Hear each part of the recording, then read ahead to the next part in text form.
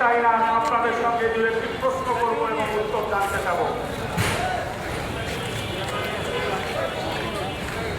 আমি আপনাদেরকে বলতে চাই, এই হরিদাস বাবুর প্রতারণা সম্পর্কে আপনারা সবাই অবগত। সে যে একটা পথ ধার্মিক, এ সম্পর্কে আপনারা অবগত। পথ ধার্মিক কোন ধর্মের আইডল হতে পারে না। আমি হিন্দু ভাইদের কাছে প্রশ্ন রেখে যাচ্ছি, এত কিছু জানার পরে যারা নিজেদের স্বার্থে দেশের স্বাধীনতার সার্বভৌমত্বকে বিকিয়ে নিয়ে হরিদাসের পক্ষে কথা বলার চেষ্টা করছেন, তাদেরকে ভারতের দালালের খাতায় লিপিবদ্ধ করা হবে। আমাদের আজকে এই গণসমাবেশের দুইটি দাবি। এক দাবি যে প্রশাসন হরিদাসকে গ্রেফতার করেছে, জন্য ধন্যবাদ, সাংবাদিক বন্ধুদের ধন্যবাদ, কিন্তু হরিদাস তো একাই হরিদাস নয়, হরিদাসের সকল সহযোগীদের গ্রেফতার করতে হবে এবং প্রচলিত আইনে তার বিরুদ্ধে আনিত সকল অভিযোগের তদন্ত সাপেক্ষে সর্বোচ্চ বিচারের আওতায় আনতে হবে। ২ নম্বর দাবি আমাদের, যেহেতু বাংলাদেশের হিন্দু ভাইরা নামের পূজা করে না, তারা কালীর পূজা করে, তারা দুর্গার পূজা করে, তারা সরস্বতীর পূজা করে। হঠাৎ করে বাংলাদেশের যে অঞ্চলকে ভারত দখল করতে চায়, সেই অঞ্চলের স্পষ্টকাতর জায়গা গাইবান্ধার পলাশ বাড়িগুলার সংলগ্ন, সেখানে বিশ্বের বৃহত্তম রাম মূর্তি, যত বড় মূর্তি খোদ ভারতেও নাই, নেপালে নাই, এখানে এই বড় মূর্তি স্থাপনের রহস্য এই জাতি জানতে চায়। এটা দেশ বিরোধী ষড়যন্ত্র। এটা আমাদের হিন্দু মুসলমানদের মধ্যে দাঙ্গা বাঁধিয়ে রংপুর অঞ্চলকে ভারতের অন্তর্ভুক্ত করার ষড়যন্ত্র, যেটার প্রমাণ পল্টিবাজ কিছু হিন্দু নেতাদের উগ্র বক্তব্যে স্পষ্ট প্রমাণিত হয়েছে। ঠিক কিনা বলো?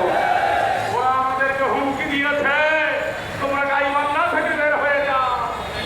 কিন্তু আমাদের বক্তব্য শুনলে মনে হয় আমরা ভাড়া বাসায় থাকি, শ্বশুর বাড়িতে থাকি। আমরা হুঁশিয়ার করে দিতে চাই পল্টিবাজ নেতাদের, তোমাদের হিন্দু সাধারণ শান্তিপ্রিয় হিন্দু ভাইদের বলতে চাই, খবর নিয়ে দেখুন এই সকল পল্টিবাজ নেতার বাড়ি ভারতে আছে। এই সব পল্টিবাজ হিন্দু নেতা ভারতের নাগরিক।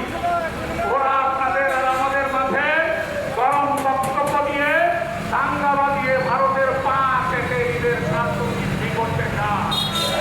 তবে সাধারণ আমি জানতে পেরেছি আজকের এই গণসমাবেশে অনেক হিন্দু ভাই এসেছেন।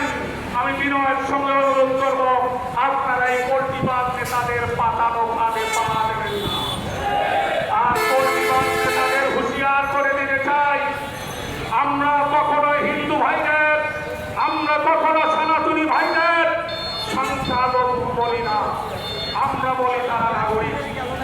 নাগরিক হিসেবে একজন মুসলমান এই দেশে যতটুকু অধিকার রাখে, হিন্দু বৌদ্ধ খ্রিস্টান তারাও এই দেশে ততটুকু অধিকার রাখে।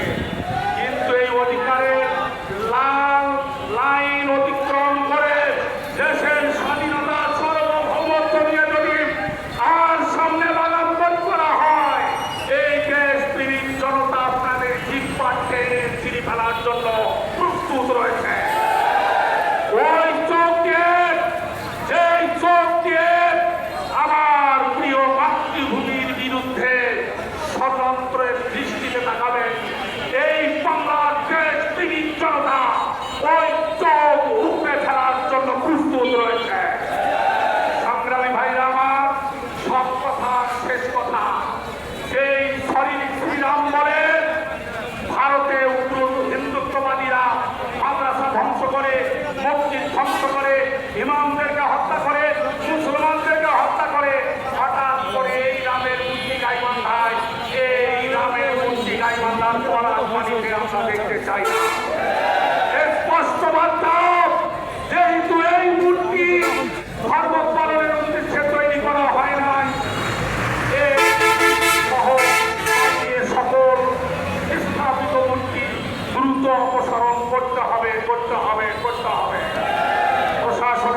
আকর্ষণ করছি, দ্রুত দেশদ্রোহীদের গ্রেপ্তার করুন, বিচারের আওতায় আনুন এবং আমাদের সম্প্রীতি রক্ষার জন্য এই মূর্তি দ্রুত অপসারণ করুন।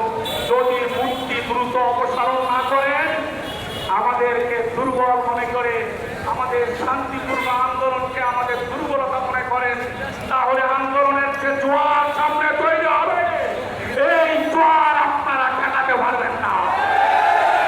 হিন্দু ভাইদের বলছি, আমরা কোনদিন আপনাদের মন্দির ভেঙেছি, মূর্তি ভেঙেছি একটা প্রমাণ দিতে পারবেন? কেউ পারবেন না।